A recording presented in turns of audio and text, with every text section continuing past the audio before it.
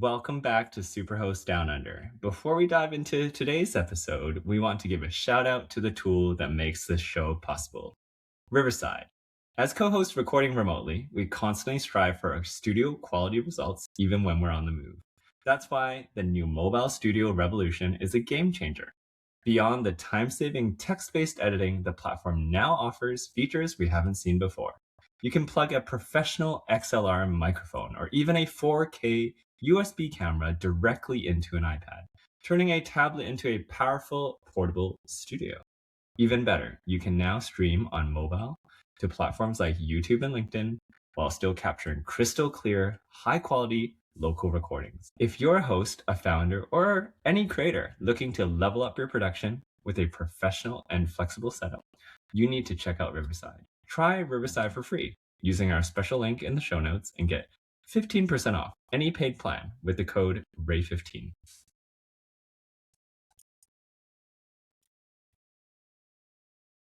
All right, welcome to this week's episode of Superhost Down Under. This week we have Usha on the call. Welcome to the show. Thank you so much, Ray. Welcome, Usha. Thank you, Silvia. And before we get into your story, we're going to do our weekly topic. Sylvia, what's our weekly topic? Well, Ray, you told me recently that you moved your Airbnb property to using a laundry service. And I'm just really curious on how that all came to be.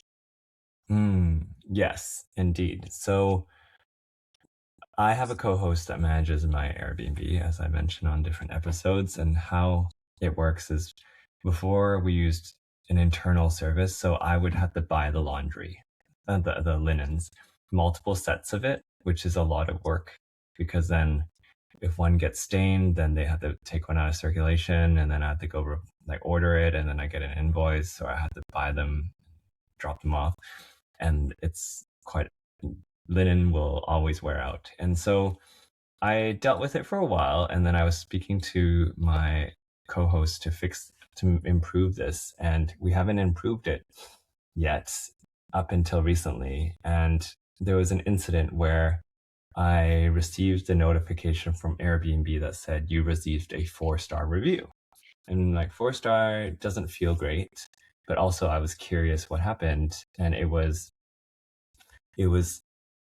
a guest who stayed from New Zealand who noted that the place wasn't very clean and there was hair on the linens and on the towels.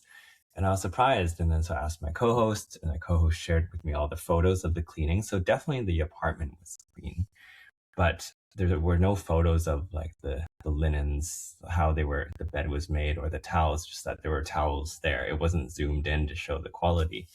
And so that I wrote to the guest, and I've mentioned this on the show, is that sometimes people might not understand the impact of their actions, like that giving you a 4-star really lowers your overall rating if you don't have that many ratings. So I wrote to them and said, would you reconsider this rating, because here are the photo, we took photos and we actually cleaned the unit. And she said, no, here are the photos of the hair. And she showed me all these photos in the bathroom and bedroom. And I don't think someone would stage putting hair on the thing because she didn't even ask for a refund. She just took photos. But at the same time, I do ask guests the next day if there's anything they need or if they have any issues with the unit. And she didn't write anything. So I just thought it was fine. But then she also, when she sent the photos, said, I was so tired, I didn't have time to send you the photos, but this is really what happened, and I don't feel comfortable changing my review. And I said, okay, and then I talked to my co-host, and we've moved to a linen service where it's similar cost.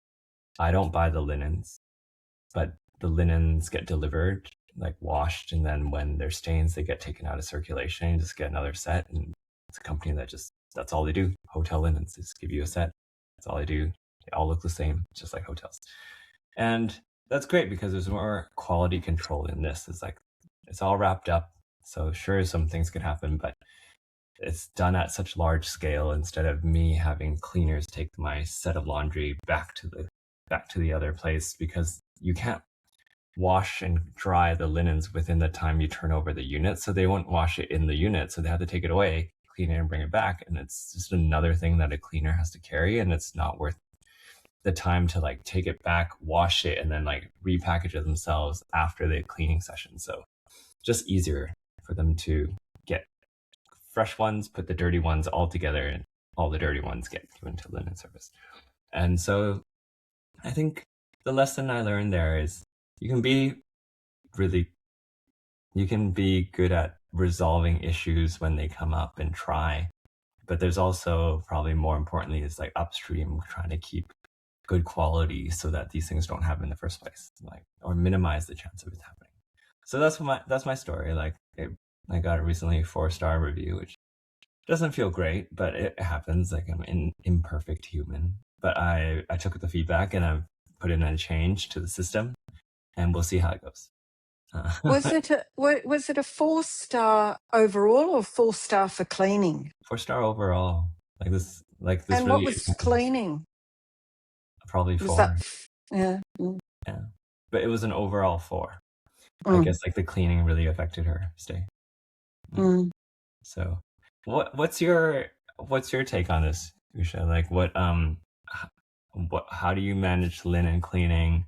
How do you handle like the quality of it to prevent this from happening? Yeah, it's a very good question, and it comes with learning. I have gone through the similar experiences as you did when I started managing the properties, but very quickly I realized that this cannot work, and the amount of things are involved with the linen, not just the stain, the pet hair, but just the makeup marks and so many things, that we had to go with the linen hire service. I think that was before even really doing a business.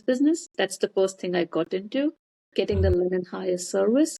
And that made my life easy and helped me to scale very smoothly rather than a tough journey. But another thing is, with the reviews, the guest would have decided to say 4-star or 5-star, but it's just their experience at that point. Sometimes they just probably are not going to rate high, or even if there's nothing wrong at all, they're going to rate us 4-star. So after 6 years of experience, I don't take it personally. Initially, I used to. Now it's more of, yes, guests don't understand how much impact it does create on a host like us for 4-star and 4.5 as well. We want 5 in everything. But it does create a lot of stressful thing when we start initially. But now it's sort of, I have accepted that every guest is going to be different. Expectations are going to be different. We try and give them 5-star experience. But it's going to happen. Yeah, you desensitize. Yeah. And Silvia, what's your take on this? Like, how do you you do your linens?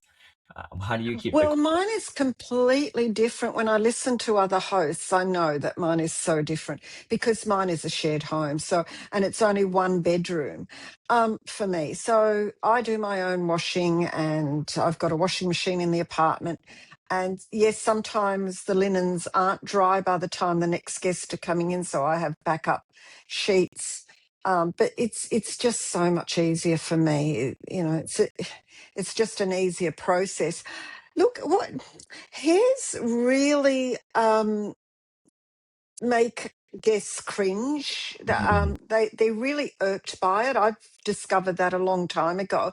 And I put myself in their situation. If I was staying in an Airbnb and I saw hair, I would probably be very irked too.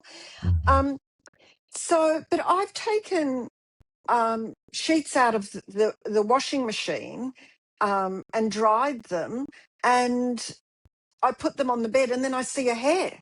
So I know that it's clean. I've done it myself, and I use, a long cycle to make sure it's very clean. I don't use the 30 minutes, which seems to be the latest trend. But not that I'm critical of Is that a trend? Well, remember, I see my guests what they do. And in the last couple of years, everyone's doing 30-minute washes, which is fine. They can do whatever they want, but I do longer washes. So because I do my own cleaning, I'm there, looking at everything and making sure that there's not a hair anywhere.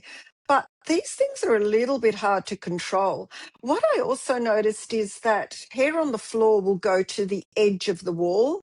So I always cast an eye across the wall where the floor meets the wall. I cast my eye across there a lot to see if I find a loose hair. And it makes me love guests who don't have hair because then I know I won't have a problem. I didn't know you But had. Are there guests who don't have hair anywhere, bald, yes, but bald. everywhere? Well, the main issue is head hair. Okay. Especially long hair, dark long hair, it stands out. Mhm. So it is a problem in hosting and hospitality. You have to be so careful. Mm. I go, and all my cleaners go with a lint roller, A lint especially for the beds. We Mm. really Right. go through the lint roller after every bed is made. Even with the commercial linen hire we use, you would see hair Okay. on the bed. I have complained the linen company, but they're like, we can't do much. This is the best we could do. Yes, so it Yeah. happens, and lint roller helps. That's probably the easiest we have found so far. Mm. So let's get into your story. How did you get started? What made you want to get into short-term rentals, Airbnb, Usha? It's a very surprising journey. I never wanted to get into short-term rental journey. I Me was neither. working on my startup at the time, which was keeping me busy, and we just started when we were traveling for a week or so, just a ground floor of our house, and that was the first property we bought. And our intention was to buy something where we can let a part of it, which was a separate lower ground floor. And that's how it started. So whenever we're traveling and you receive that booking, we're like, okay, that covers my travel bills, my travel expenses. That's how we started. And suddenly COVID hit, and we had to go overseas for a few months for an family emergency. And our house was on Airbnb. And for 3 months, I kept getting bookings. And while I was overseas still managing everything, I learned so much in terms of process, the tech I had to use, the communication, the smoothness of the linen hire came in place at that time because nobody was there to wash the linen. And guests wanted hygienic, clean linen during the COVID time. And once I returned back, my startup became a side project, and this started becoming a full-time project. And that was the same time when Airbnb launched a co-host program. And I was one of the few ones who joined initially, and we were on the test mode, seeing how to make it work. Airbnb used to come and take the feedback on some points that how do you think it should work, and now it's sort of a full-on business. And how So did it you? grew organically. Very organically, yeah. And how many properties are you managing now? Currently around 20, but I started with mine. It's still an Airbnb, and then I loved hosting. I loved staging, styling, making a home be maintained very well, looked after. And the most beautiful part is initially the guest reviews, when they write very good reviews.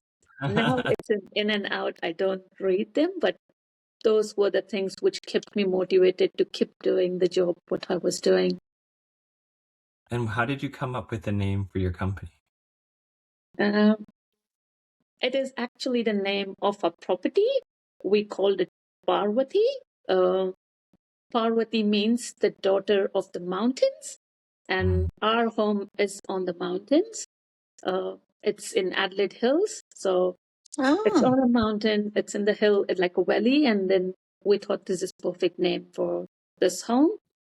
And when we started the business, because that's where I started, we called it Parvatii Stays. And which areas besides Adelaide Hills, where are the other properties spread out and So located? Adelaide Hills was our Airbnb when we used to be there, and then we had to move to Sydney, and we left the property as it is on B&B. We are based in Sydney now, so mainly the Northern Beaches area. But saying that, I don't go with a postcode. For me, right owner, right property is more important, to work with the right set of people. I know the guest would love the property. So I have a property in Blue Mountains, for example, and then I have in the Central Coast as well, and mainly Northern Beaches. Right. And Very different approach. And you mentioned that you use the linen service, so you have that support.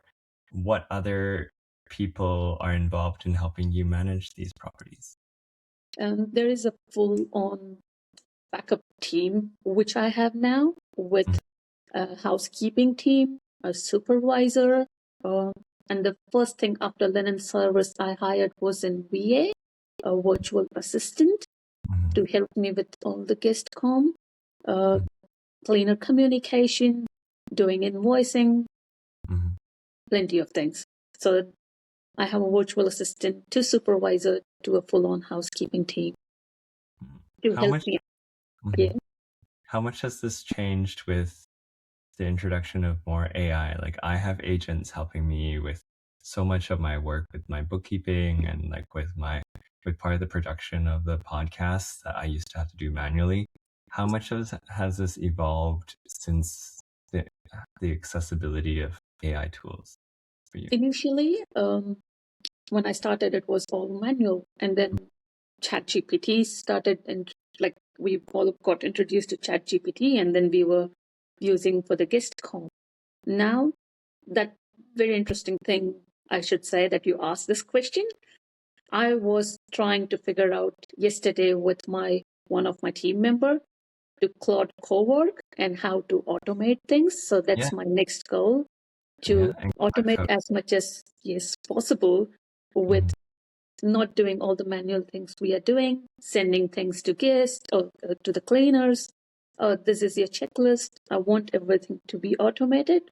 So that would be the next thing. But yes, with the tech coming in place, if you don't keep up, then you are just doing the same thing, all the manual work, where there is so much of scope to automate and have that time to go and do other things at the property on ground. That's more important, because we, end of the day, are on ground support. The rest, everything can be done remotely as well. Yeah, actually, Claude Cowork and Claude Code have been a major part of my work in the last 3 weeks, including like Claude Design. And I use Gemini, Claude, and ChatGPT. We'll probably use Codec to like just help small businesses with their manual processes. So if you get stuck, please message me, and then we can set up some. I would love to understand from you, like, how do you think we can make use of Claude or AI to automate things? Because you have all the understanding of property management, Airbnb. What do you think would be the most important aspects you can automate things? I think one of the things which we're using, actually, one of the previous owners of the co-host business converted house rules into a chatbot. And so we used to have like a PDF that had like multiple pages. Here are all the rules, and here's the Wi-Fi code, and here's the thing. And then it doesn't matter, no one reads it, and then many people don't read it, and then they send a message, and you get it at like 2 a.m. So instead, we connected it to their chatbot, so when you onboard hosts, you then you train the model with all the house rules, and so when a guest messages you about that thing, it will provide the answer right away. So it's like almost having a ChatGPT inside or connected to the messaging of Airbnb, so that's the first line of defense against like a guest needing a question, needing support, and then if it can't answer, then it like hands off to a human. But I think the house rules part, there's lots of questions around that. Is one key one. I think with probably a lot of maybe the things you're talking about, like with suppliers and bookkeeping, that sort of piece, is like the calculation, the auditing, like those things are really repetitive, but then the generation of invoices and like tracking like which things are outstanding, those are the things that I'm using more to look at my companies. Like, how are they performing? I used to have to spend like a whole month to do my tax return and all my all my things. And now with AI, I'm able to like do my bookkeeping so much quickly, figure out the receipts that I've forgotten to, and I need to find them. It can find those receipts and like attach them.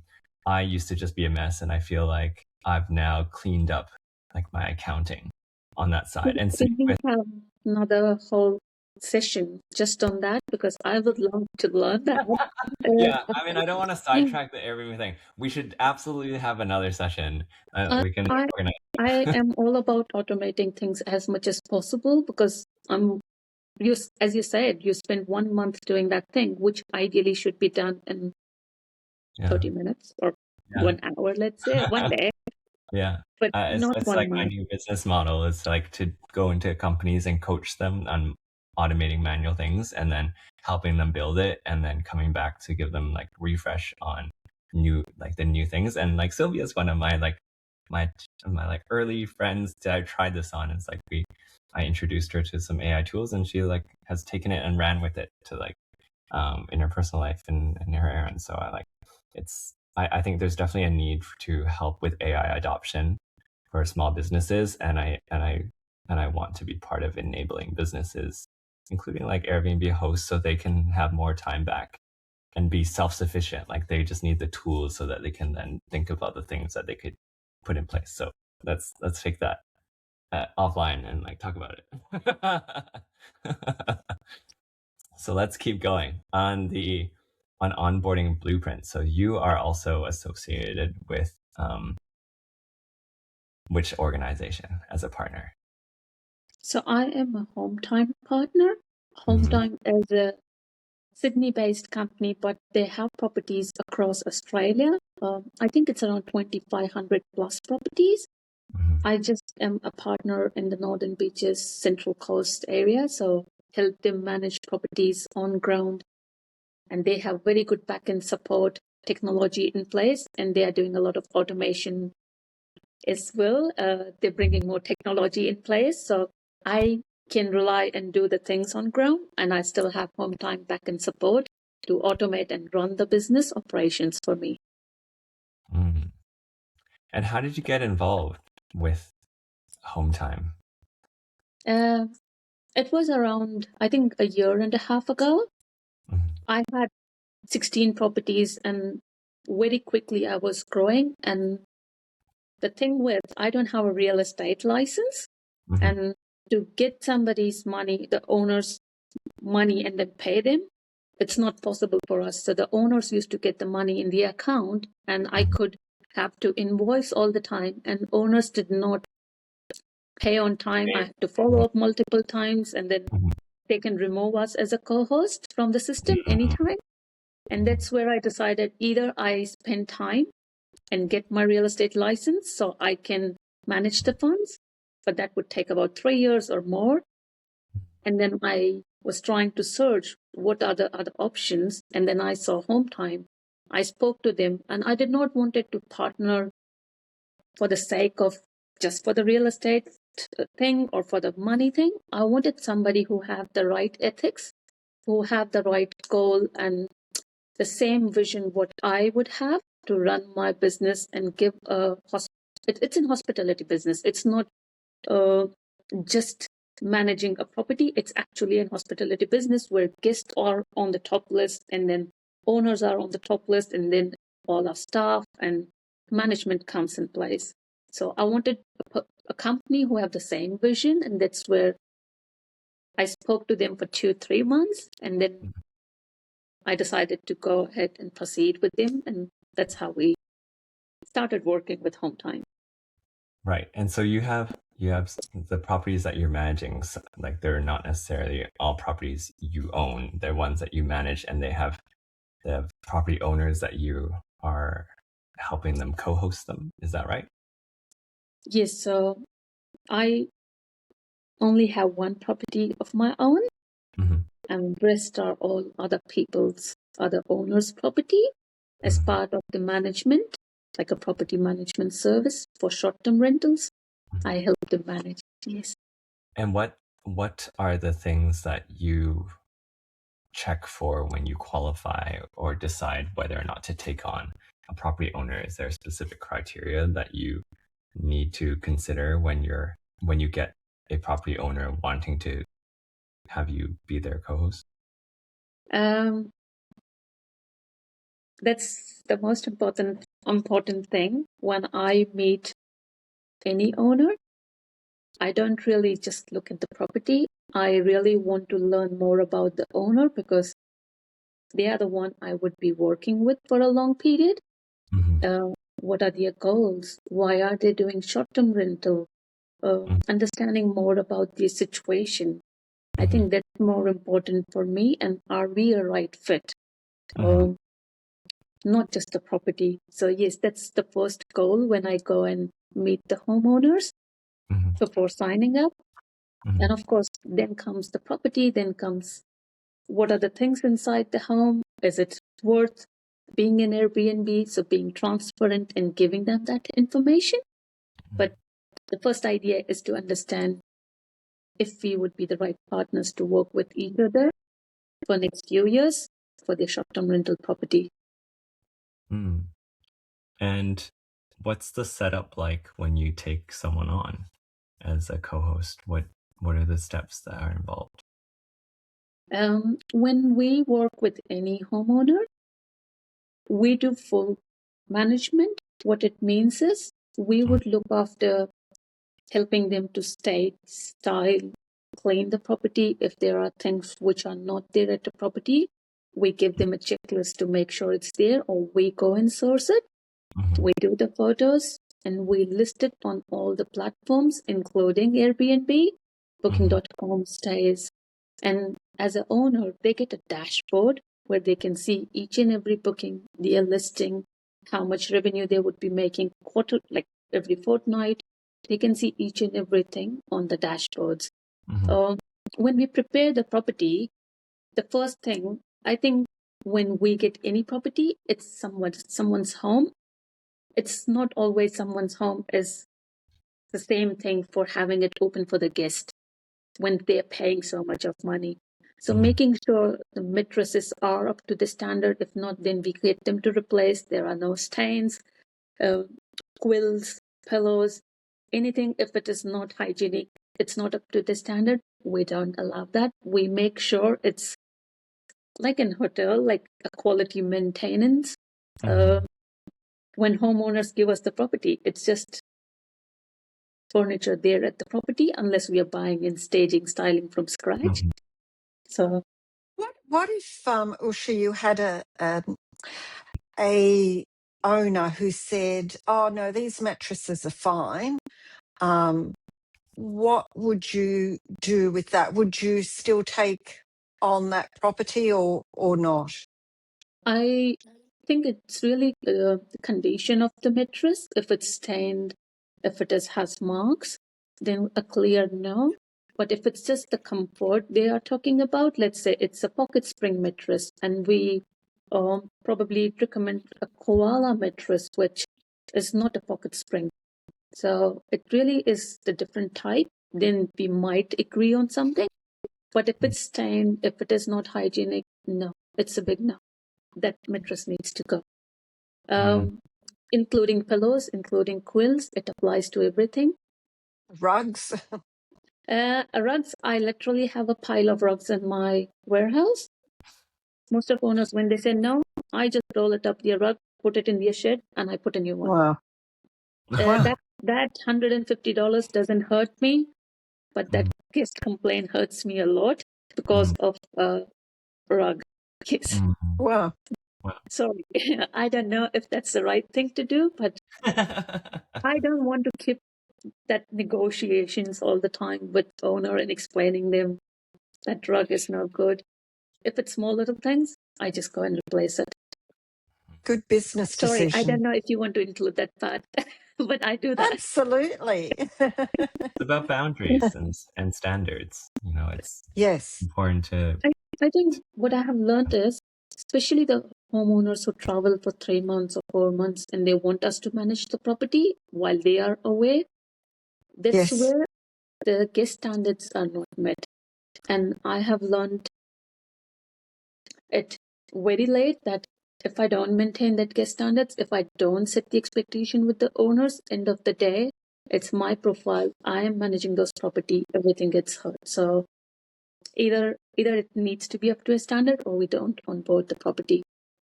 Mm. And so beyond just the beautiful photos and staging and clean aesthetic, like what's your approach to marketing the property and writing the description and the storytelling behind like launching a new property to short-term rentals? Mainly with the launch of the property, we try and describe the main important part, which is the location and the property description. And at home time, we have a full-time team who does the content for the properties based on the photos, the location. So it's fairly easy. I just have to give the basic inputs and the full-time team does all the content for me. I can review it and what are the changes, and then that's all. Mhm. Nice. And I used a platform for Guesty, I think, that manages multi-platform. How do you manage to list your property? Like what solution do you use to list the property across Airbnb, Booking.com, and Stays? So So as of now, essentially the calendar. so as of now, we have a home time in-house dashboard systems, PMS, you call it, property Mhm. management software. So pretty much like Guesty, Mhm. we have our own system. So it goes and pushes out on all the platforms once you publish on the home time website. It Mhm. also syncs the calendar, and then for dynamic pricing, I think most of us use Price Labs or Beyond Pricing, so we do the same. Mhm. I'm curious, Usha, how you get listings. You've got 20, and that's fantastic. So are you approached? Do you go recommended? Does Home Time supply leads? Do you still want to grow your business with more than what you've got now? I'm just interested in that entire subject. Yeah, it's an interesting thing to understand. When I started, it was most of the leads were from Airbnb co-host program. Mm-hmm. And then it started with referrals, and some owners have multiple properties. So one owner has, let's say, 2 or 3 properties. Mm-hmm. And then when I partnered with Home Time did bring me plenty of properties. They have a pool of properties coming, and then they send it to me, and I pick and choose the ones which are good for the partnership with all of us, with Home Time, me, and the owner, and then we work together. Uh, what was the other question? Sorry. What Well, do I? you've also got them in different regions of New South Wales, and as you said, the Blue Mountains and Northern Beaches. So, do you have different teams in all these areas? Because I can't see them geographically going to all the areas. Yeah. As I said, I don't go with the postcode. It's the right property and the right owner, which is important when we work together. I have teams, yes, based in Central Coast, based in Blue Mountains, and based in Northern Beaches and Adelaide as well, South Australia. Mm. And do you wish to keep growing the number of properties? Does your business have the scope for that? I think I would like to take on at least a couple of more properties. The quality, I think, is important for me. And also, I know that some of the properties owners might be moving back or would be selling. So just considering that, I would like to grow, but I don't want to grow to 50, 100 at this stage. The dynamics changes when I was at one property and then I was at 5 last year. And then at Thank 10, you. all the operations, what I had at 5 properties did not work at 10. And I could do guest communication on my own at 5. At 10, it did not work.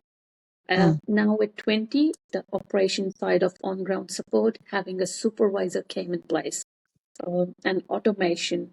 So I think while I'm growing, I have to really keep pivoting every operation or structure I have in place. So I would see how I go, but I don't have a goal to go to 50 or 100 at this stage. I want Mm. good quality properties, good quality owners, and a good sleep at night. That's what I want. Yeah. What have you noticed? I have two questions left for you. What have you noticed the differences in the guests that you get from the different channels, if anything? Are there differences that you notice for when you're booking guests from Airbnb versus Booking or Stays or direct? Yes, it's different sort of clientele you would be getting on Airbnb. It's a very different clientele value for money because a lot of properties are on the platform, and that's my personal experience. That because there is so much of competition, so many properties, people look for value. When it comes to Stays or VRBO, not everybody has listed a property there. There are limited properties out there, and they're holiday homes. The Mhm. guests coming there are very different. I think they are nicer guests and they pay high, they're high value bookings and they're nicer guests.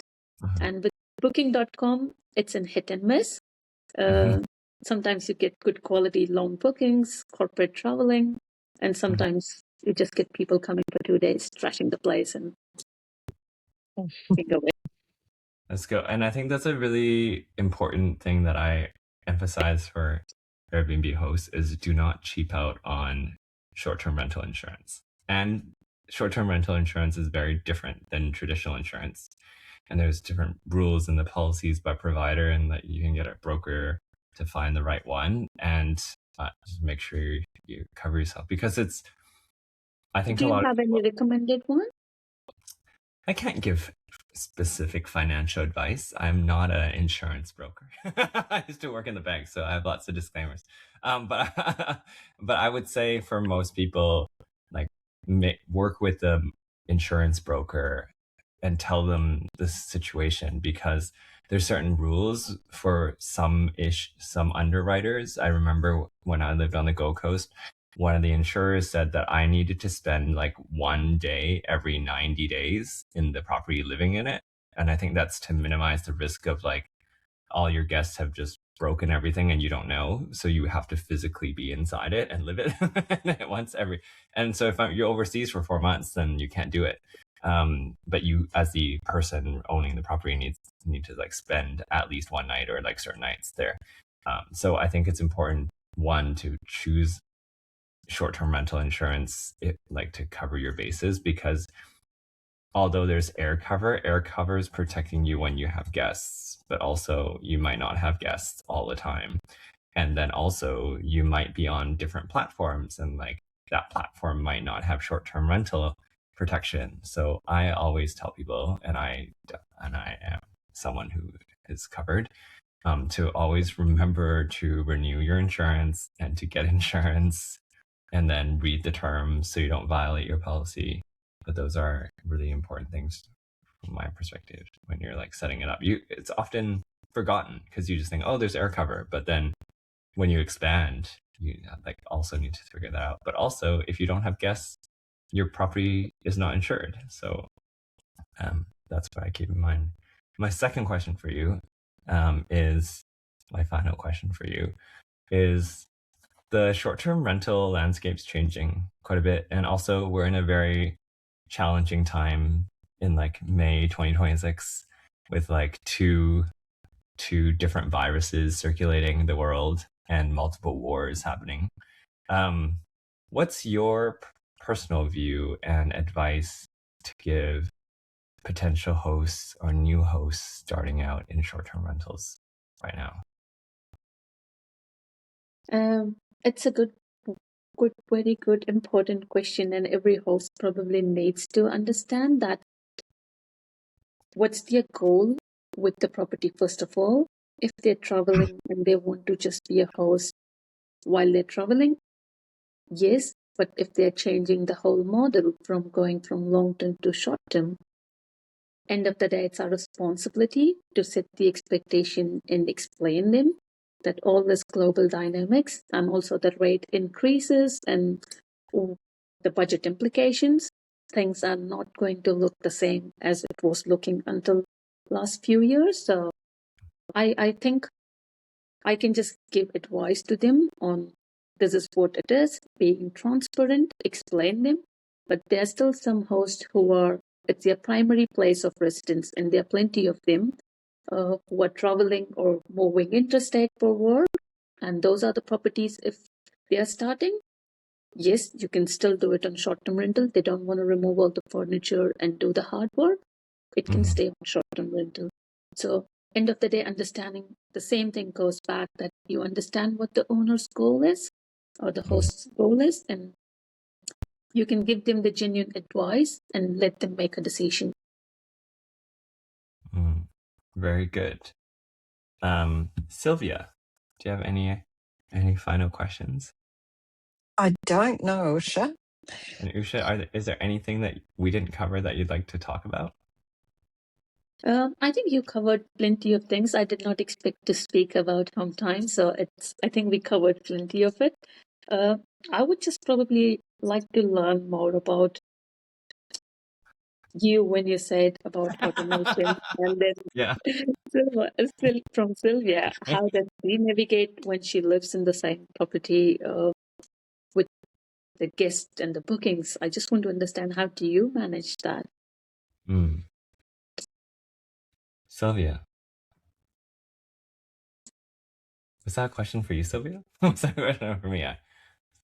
I think it was for you, Ray. Oh, about the automation. That we have to take Yes. on a separate note because I have to jump on another call. So we have to connect over email. You have my email. I'm on the thread, but we can have a different call in a different time to cover it. But Usha, thank you so much. When Ray first told me about using AI, Usha, I resisted, and he practically had to push me over the cliff to get me to use it. But once I jumped off that cliff, I just flew, didn't I, Ray? Yeah, It you was like, embraced it. wow, I get this. This is amazing. Now it's my little helper. Yeah, and you're learning a lot. You're learning a lot all the time.